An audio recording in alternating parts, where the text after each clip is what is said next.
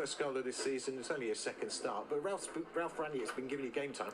Yeah, I appreciate the boss so much. You can see in training the intensity, how much we're running, and I mean, if you put the work in training, you'll get rewards in games, and that's what. Manchester United's win against Brentford yesterday was not spectacular by all means, but it was an improvement on what we've seen in the past few weeks. So today I will focus on one keyword: body language. Now, over the past few weeks, Ralph Rangnick himself has talked about how the players' body language was not optimal. And many players have talked about their discontent on what's happening behind doors at Old Trafford. But yesterday, while I was watching the game, I noticed great improvements in the players' body language, especially Bruno Fernandes. I personally think that Bruno Fernandes may have just given his teammates, and especially Cristiano Ronaldo, a masterclass in leadership. Let me explain. Over the past few weeks, reports have claimed that there was a lot of discontent and a lot of friction in the Manchester United dressing room. And one of the main reasons has always been the Mason Greenwood topic. Apparently, many senior players, including Cristiano Ronaldo and Bruno Fernandes, are not very happy with the fact that he's a greedy player who doesn't pass early enough. They believe that Manchester United could have scored more goals and won more games than they currently have if Mason Greenwood passed the ball earlier. Actually, he reminds me of Cristiano Ronaldo when he first came to Manchester United, when he was still 18, 19, and how he abused those stepovers instead of passing the ball. So what did Bruno Fernandes actually do? What a bad leader would do is yell at the player and just raise their hands and shrug and pout like Cristiano Ronaldo does. But when Manchester United scored the second goal, Bruno Fernandes did something amazing that really put a big smile on my face.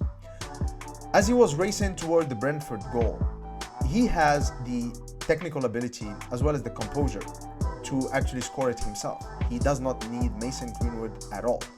But the moment he saw that Mason Greenwood was in that position, he just gave him the ball. And to me, that was a wink to the boy. That was a wink to young Mason, which is, listen boy, just pass the ball. We are a team, we're in it together. It doesn't matter if I score or you score, Manchester United wins. And to me, that was leadership 101. That was a masterclass, which means don't do as I say, do as I do. Lead in by example.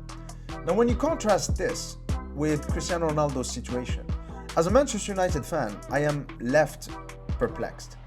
I am wondering, do we actually need such a player in our team?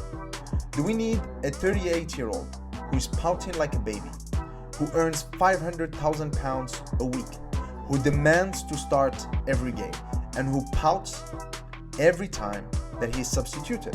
I mean, even when you look at legends like Giggs and Scholes, the reason why they played so long in their career was because Sir Alex Ferguson was managing their game time.